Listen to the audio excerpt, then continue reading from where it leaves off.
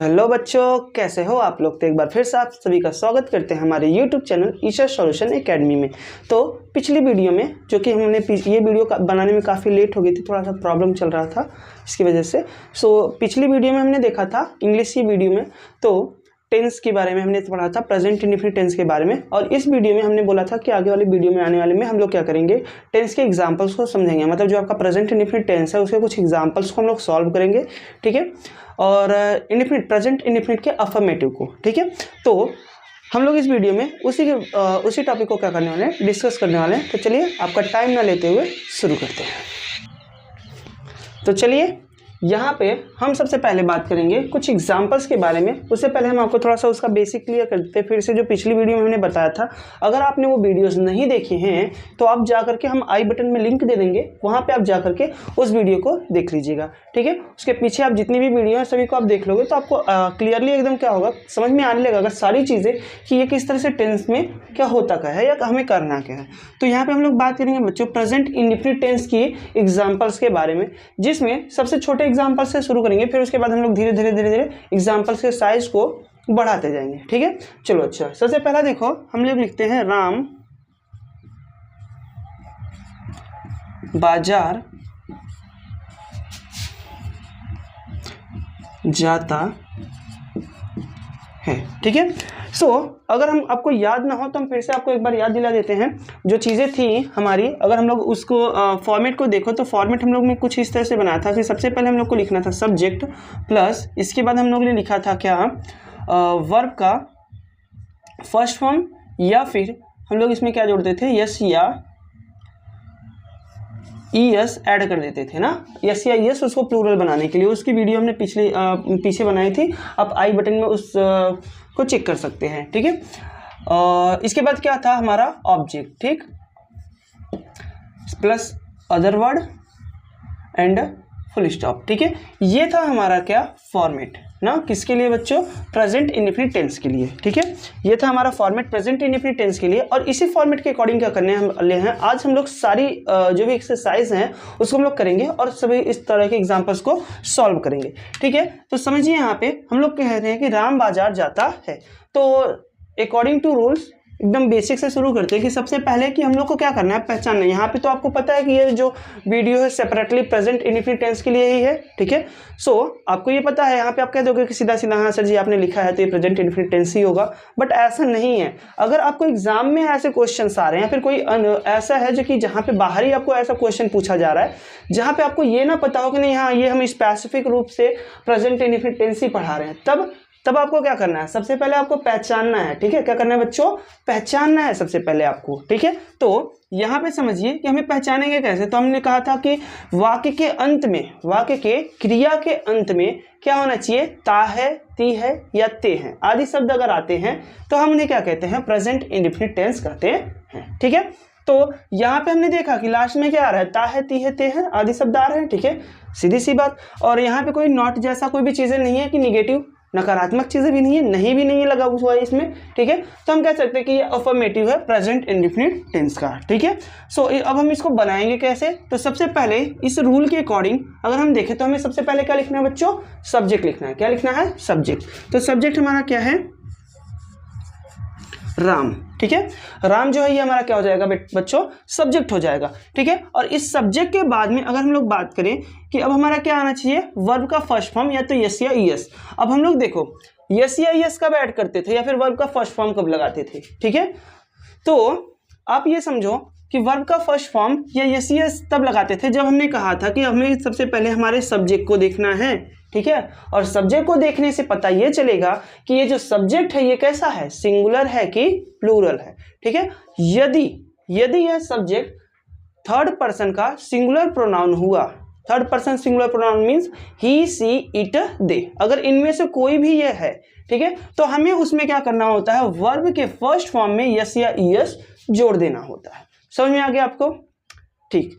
तो देखो अब हमने क्या कहा, यहाँ पे हमने अगर राम की बात करें तो राम क्या है, थर्ड पर्सन का है singular pronoun, he, she, it, they या किसी का नाम, ठीक है। तो यहाँ पे हम कह रहे हैं कि थर्ड पर्सन सिंगुलर प्रोनाउन है राम, ठीक है। तो इसके साथ हमें वर्ब के फर्स्ट फॉर्म में क्या जोड़ना होगा बच्चों, यस या ईएस जोड़ देना होगा, ठीक है।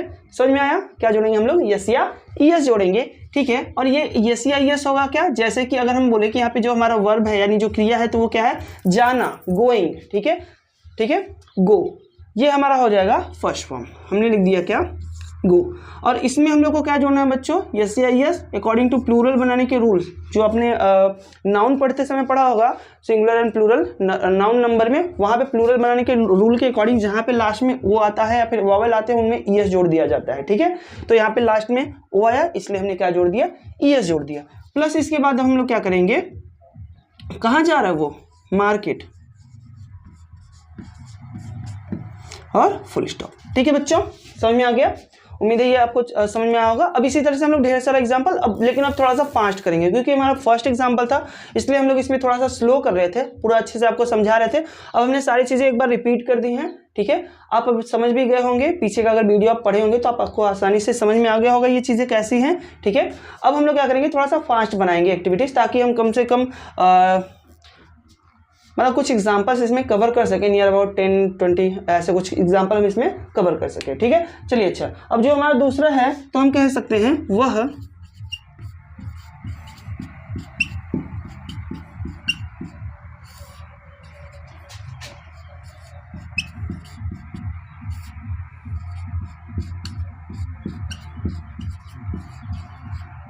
वह स्वतंत्रता दिवस मनाता है, ठीक है। तो अगर हमने कहा कि वह स्वतंत्रता दिवस मनाता है तो सबसे पहले हमें क्या लिखना होगा, सब्जेक्ट लिखना होगा, ठीक। तो जो सब्जेक्ट है वो हमारा है वह के लिए हम लोग क्या लिखते हैं, ही, तो हम लिखेंगे ही। उसके बाद हमें क्या करना है, स्वतंत्रता, इंडिपेंडेंस, ठीक है, स्वतंत्रता को हम लोग क्या कहते हैं, इंडिपेंडेंस डे ना। और उससे पहले हमें क्या करना है, मनाना, मनाना की अंग्रेजी क्या होती है, सेलिब्रेट, ठीक है। तो हम यहाँ पे लिखेंगे क्या,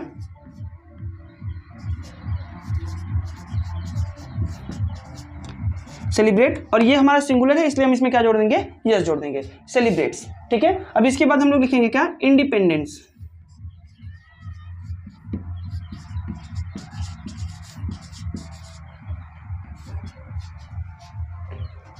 इंडिपेंडेंट डे, फुल स्टॉप। समझ में आ गया। देखिए हमने क्या लिखा, ये हमारा इस रूल के अकॉर्डिंग सब्जेक्ट लिख लिया सबसे पहले, इसके बाद हमने लिखा क्या, सेलिब्रेट्स, ठीक है, सेलिब्रेट लिखा है बट उसमें हमने यस जोड़ दिया है क्योंकि ये क्या है, हमारा सिंगुलर प्रोनाउन है इसलिए हमने यहाँ पे यस जोड़ दिया। इसके बाद इंडिपेंडेंस डे, वह स्वतंत्रता दिवस मनाता है, ठीक है। इसके बाद हमारा तीसरा जो एग्जाम्पल है उसको देख लीजिएगा, तुम्हारा परिवार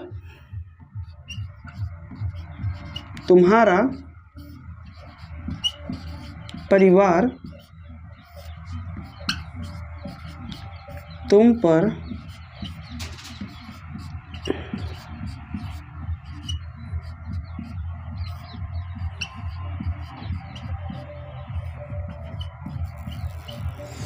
तुम्हारा परिवार तुम पर भरोसा करता है या विश्वास करता है, इससे भरोसा या विश्वास कह सकते हैं, विश्वास कहते हैं। चलिए अच्छा, इसको हम लोग लिख लेते हैं क्या, विश्वास करता है, ठीक है।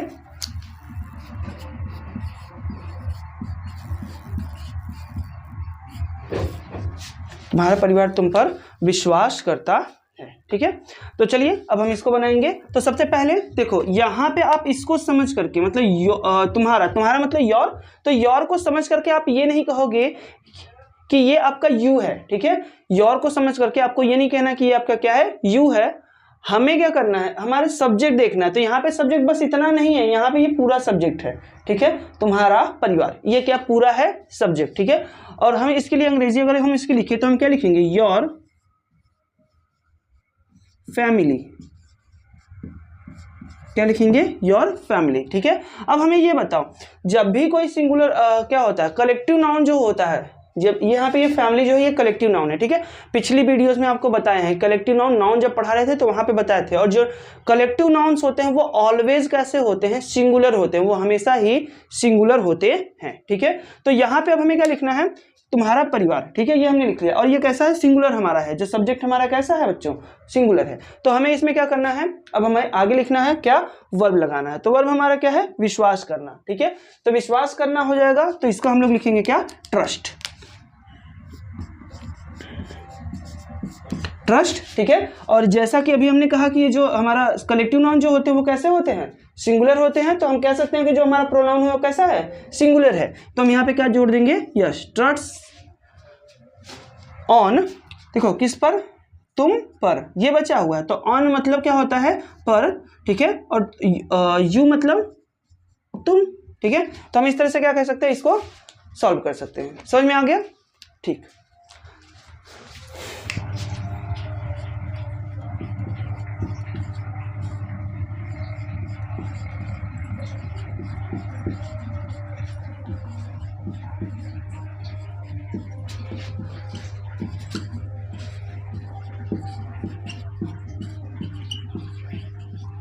माली पौधों को पानी देता है, ठीक है।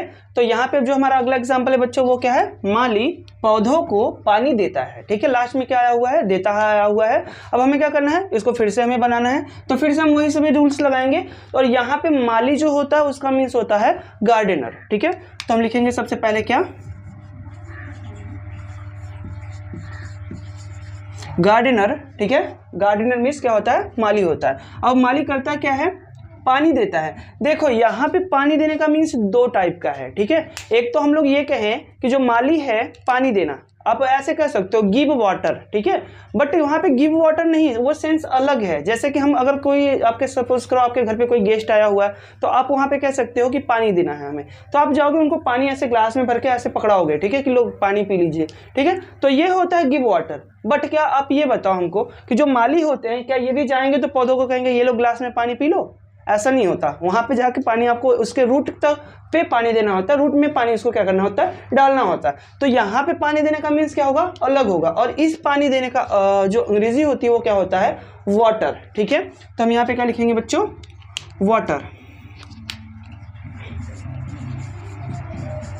वाटर। और ये जैसा कि सिंगुलर है हमारा, तो यहाँ पे हम क्या जोड़ देंगे, S, waters to the plant, ठीक है, वाटर्स टू द प्लांट, ठीक, पौधों को ना, या फिर आप डायरेक्ट भी वाटर्स द प्लांट भी कह सकते हो, पौधों को, ठीक है। वैसे भी हो सकता है आपका, या फिर आप टू लगाना चाहो तो आप को के लिए टू भी लगा सकते हो, ठीक है, इसमें कोई प्रॉब्लम नहीं। चलिए अब नेक्स्ट हमारा एग्जाम्पल,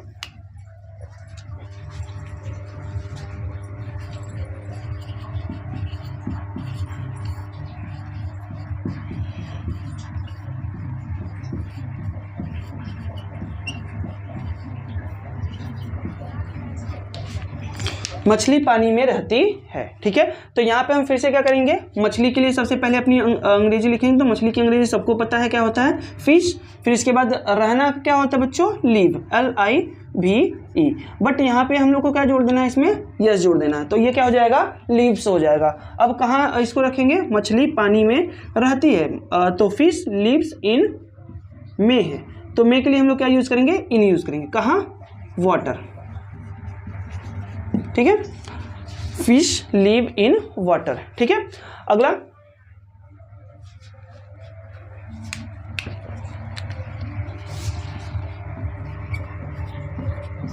तुम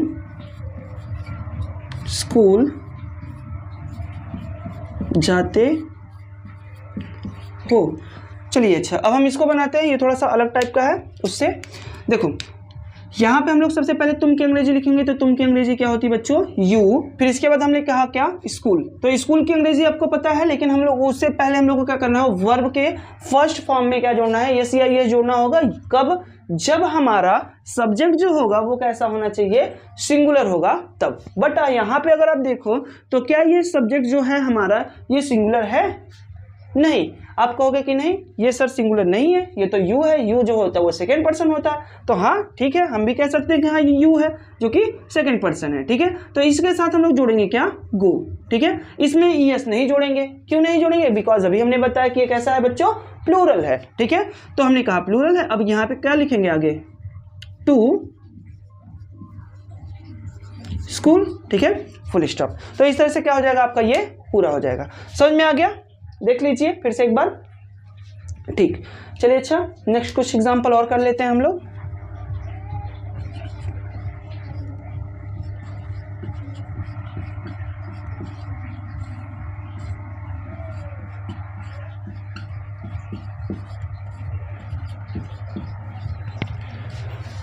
हम कहानी सुनते हैं। ठीक है, तो अगर हमको इसकी अंग्रेजी बनाना होगा तो सबसे पहले हम की अंग्रेजी लिखेंगे एज अ सब्जेक्ट के रूप में, तो वो क्या हो जाएगा वी।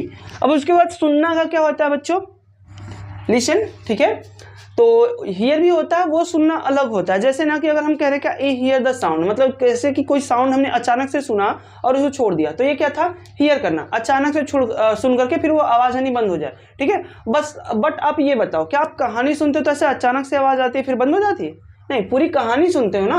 वॉच में भी ऐसा डिफरेंस होता है, वॉच और सी में। सी मतलब होता है एक झलक ऐसे देखना, और वॉच मतलब क्या होता है, लगातार देखते रहना। I watch the movie, I see the movie.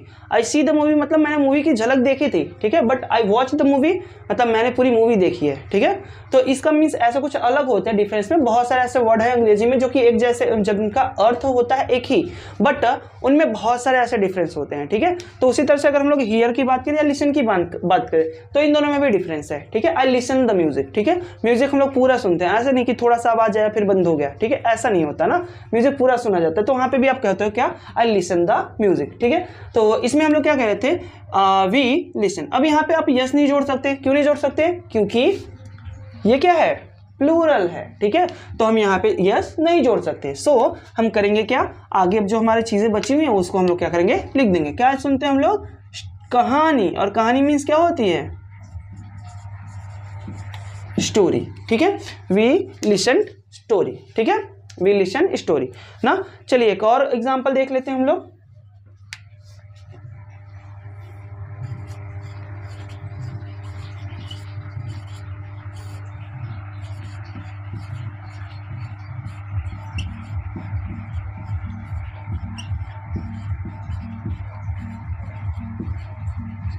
मजदूर रोज काम करता है। ठीक है, जो मजदूर होते हैं वो क्या करते हैं, रोज काम करते हैं। ठीक है, तो यहां पर हमने कहा करते हैं, सॉरी यहाँ पे करते हैं लिखते हैं थोड़ा सा। तो अब देखिए, मजदूर का होता है लेबर, और यहाँ पे करते हैं, इसलिए हम यहाँ पे एक मजदूर को कह नहीं सकते। यहाँ पे कितने मजदूर होंगे, एक से ज्यादा। तो हम लोग लिखेंगे क्या,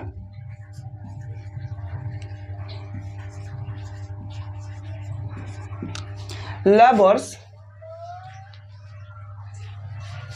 लेबर्स, इसके बाद हम लोग लिखेंगे आगे, देखो लेबर्स हो गया, और लेबर्स क्यों लगाए हम लोग वो समझ लीजिए ना।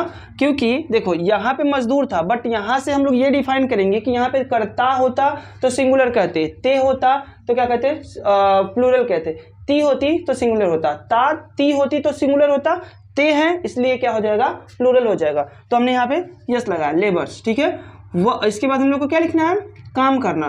तो क्या करेंगे हम लोग, work. Work daily, full stop. और हाँ, कभी कभी क्या होता है, जैसे कि अगर हम अगला एक दूसरा एग्जांपल बताएं कि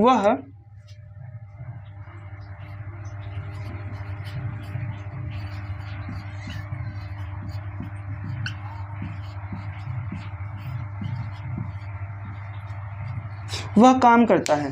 तो यहाँ पे अगर हमको इसको लिखना होगा तो हम लिखेंगे क्या, ही डज वर्क।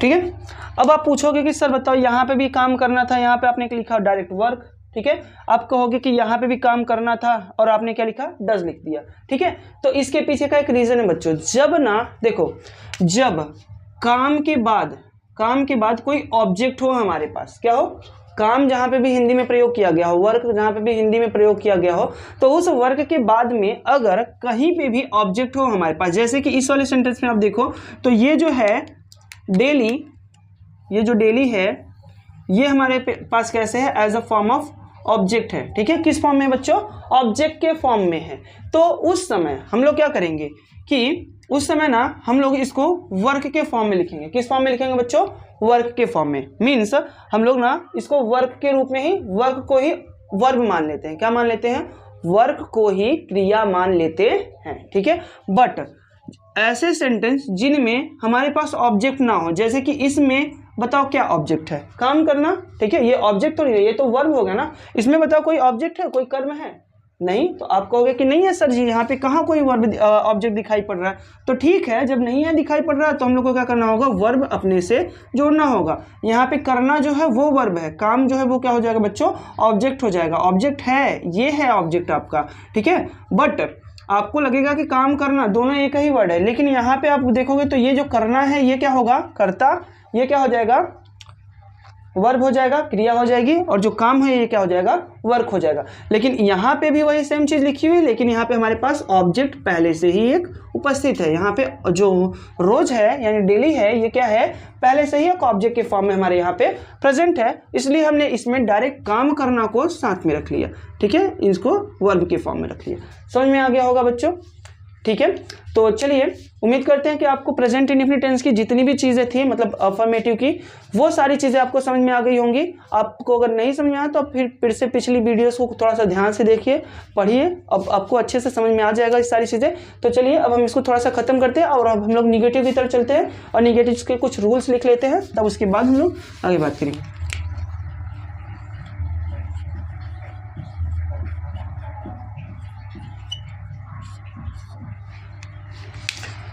तो चलिए अब हम लोग बात करेंगे प्रेजेंट इंडेफिनिट टेंस के निगेटिव वाक्यों की, ठीक है। सो अभी से पहले यहाँ पे हमने देखो लिखा हुआ है, ये आपका क्या है, वो जो फॉर्मेट जो कि हम लोग प्रेजेंट इंडेफिनिट टेंस के अफर्मेटिव सेंटेंस में यूज कर रहे थे, ठीक है। अब जो हम लोग बात करने वाले हैं वो क्या हो जाएगी आपको बच्चों, निगेटिव होगी, यानी कि नकारात्मक शब्द।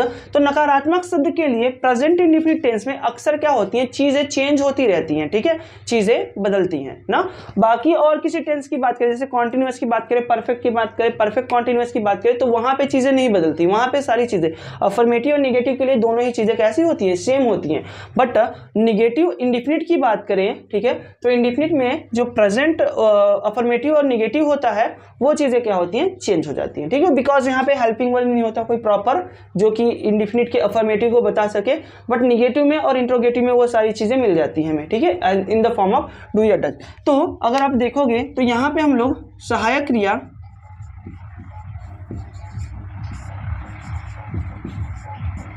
क्रिया किसका,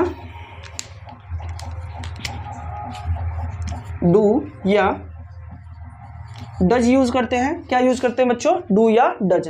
यहाँ पे हमारे पास जो प्रेजेंट इंडेफिनिट टेंस के निगेटिव वाक्यों में जो हेल्पिंग वर्ब यूज करते हैं हम लोग, वो कौन सा यूज करते हैं, डू या डज यूज करते हैं। अब आपको ये बता दें कि कब आप डू यूज करोगे और कब आप डज यूज करोगे, ठीक है। तो देखिए, डू तब आप यूज करोगे जैसे कोई भी प्लूरल प्रोनाउन हो, क्या हो,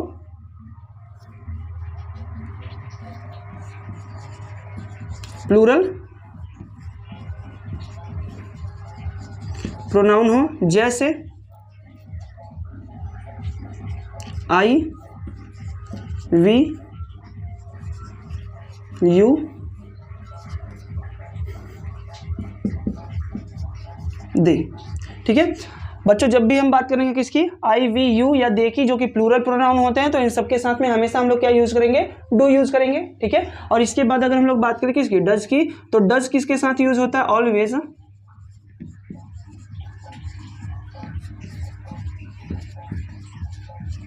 सिंगुलर प्रोनाउन के साथ में। और सिंगुलर प्रोनाउन क्या होते हैं आपके, जैसे कि हमने इससे पहले भी बताया था आपको, ये हो जाएगा आपका ही, शी, इट, किसी का नेम, ये चीजें आपकी क्या हो जाएंगी, प्लूरल प्रोनाउन की हो जाएंगी, ठीक है। और ये सिंगुलर प्रोनाउन की। तो ये था आपका रूल्स किसके लिए, सहायक क्रिया के लिए। आप इसको ऐसे ही समझ लेना कि जब भी देखो बच्चों जो सहायक क्रिया है वो यूज होती है इसमें, क्या, निगेटिव वाक्यों में जो सहायक क्रिया होती है वो यूज होती है डू या डज, ठीक है। अब आपको ये पता करना है कि कब डू यूज होता है और कब डज यूज होता है। तो उसके लिए हमने यहाँ पे बताया कि जितने भी प्लूरल प्रोनाउन होंगे, जैसे कि प्लूरल प्रोनाउन मतलब आई, वी, यू, दे के साथ में हम लोग हमेशा क्या यूज करेंगे, डू यूज करेंगे। और जैसे ही हम लोग बात करते हैं किसकी, सिंगुलर प्रोनाउन की, तो वहां पे जैसे ही, शी, इट या किसी का नेम हो तो उसके साथ हम लोग हमेशा क्या यूज करेंगे, डज यूज करते हैं, ठीक है।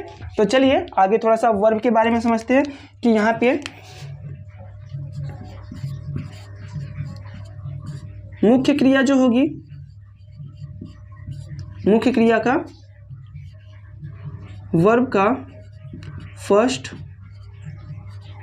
फॉर्म, वर्ब का फर्स्ट फॉर्म प्रयोग किया जाता है, क्रिया का पहला रूप। वर्ब का फर्स्ट फॉर्म मतलब क्रिया का पहला रूप। अब यहाँ पे हमको यस या ईएस जोड़ने की कोई भी मतलब जरूरत नहीं है। क्यों?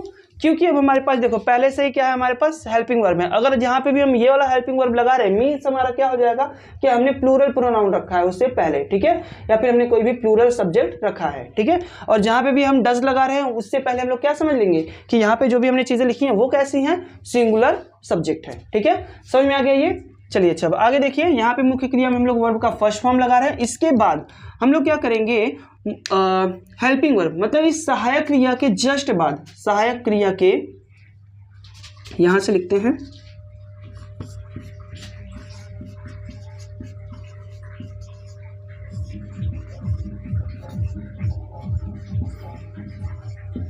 सहायक क्रिया के बाद नॉट का प्रयोग करते हैं। सहायक क्रिया के बाद में किसका प्रयोग करते हैं बच्चों? हम लोग सहायक क्रिया के बाद में नॉट का प्रयोग करते हैं, ठीक है। मतलब जस्ट सहायक क्रिया जैसे ही हम लोग लिखेंगे उसके जस्ट बाद किसका प्रयोग करेंगे, नॉट का प्रयोग करेंगे। उसके बाद वर्ब का फर्स्ट फॉर्म प्रयोग करते हैं, ठीक है। और इसमें आप समझ सकते हो जैसे कि अब हम इसका फॉर्मेट, अब इसके अकॉर्डिंग फॉर्मेट को हम लोग क्या कर सकते हैं, बना सकते हैं, ठीक है। तो यहां पर अगर हम लोग देखें कि जो फॉर्मेट होगा तो वो कुछ इस तरह से हो जाएगा आपका। जैसे सबसे पहले आप फिर से वही बात की, हम लोग सबसे पहले क्या रखेंगे, सब्जेक्ट रखेंगे, ठीक है, प्लस इसके बाद क्या रखेंगे, हम लोग वर्ब रखेंगे। बट यहां पे हमने क्या कहा, ये नकारात्मक वाक्य होंगे, निगेटिव वाक्य होंगे। इसमें क्या होते हैं, नहीं शब्द होते हैं बीच में कहीं पे। कौन से शब्द? नहीं शब्द बीच में कहीं पे आए होते हैं वाक्यों के, ठीक है। उन वाक्यों के बीच में अगर नहीं शब्द आए हैं तो हम उनसे क्या कहते हैं, निगेटिव या नकारात्मक वाक्य कहते हैं। उनको बनाने के लिए हमें क्या करना होता है, सबसे पहले सब्जेक्ट लिखना होता है, लेकिन उसके जस्ट बाद सहायक क्रिया, सहायक क्रिया यूज करनी होती है। कौन सी? डू या डज। तो हम यहाँ पे यूज करेंगे क्या, डू या डज। अब डू या डज में से कब कौन सा यूज करना है वो हमने आपको यहाँ पे बता दिया सारी चीजों को डिटेल में, ठीक है। अब इसके बाद आप समझो, डू या डज के बाद में आपको जस्ट क्या यूज करना है, नॉट। क्या यूज करना है बच्चों?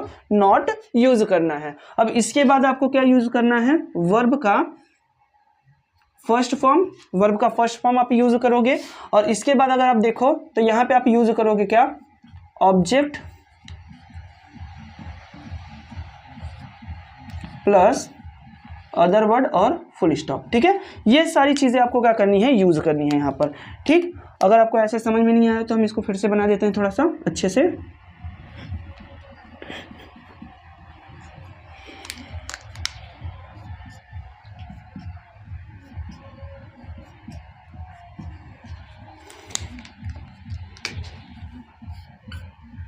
ठीक है, इस तरह से क्या चीज करनी है हमें, ये कुछ चीजें यूज करनी है। ये फॉर्मेट है आपका, ठीक है।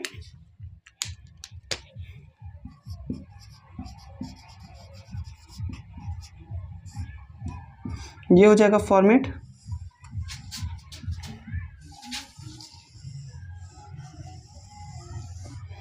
ये हो जाएगा बच्चों आपका फॉर्मेट, ठीक है। तो अब आप क्या करोगे, इस फॉर्मेट को आप अच्छे से याद करोगे। ये सारे रूल्स जो निगेटिव है ये भी अच्छे से याद कर लेना है, आपको कुछ करना नहीं है, आप इसकी थोड़ी सी प्रैक्टिस करोगे। और हाँ, ये जो हम लोग इससे पहले प्रेजेंट इंडेफिनिट के अफर्मेटिव सेंटेंस की बात करें थे तो उसके जो हम लोग कुछ एग्जांपल बताएं वो एग्जांपल की भी आपको प्रैक्टिस करते रहनी है, ठीक है। और उम्मीद करते हैं आज की जो वीडियो है ये आपको समझ में आई होगी। और अगर वीडियो अच्छा लगा हो तो वीडियो को लाइक कीजिएगा, और अगर चैनल पे पहली बार आया हो तो चैनल को सब्सक्राइब कीजिएगा और बेल नोटिफिकेशन ऑन कर दीजिएगा, ताकि जब भी हम इस तरह की वीडियोस बनाएं तो आपको सबसे पहले नोटिफिकेशन मिल सके, ठीक है। और अपने फ्रेंड्स के साथ में ज़्यादा से ज़्यादा इसे शेयर कीजिएगा। तब तक के लिए थैंक्स फॉर वॉचिंग।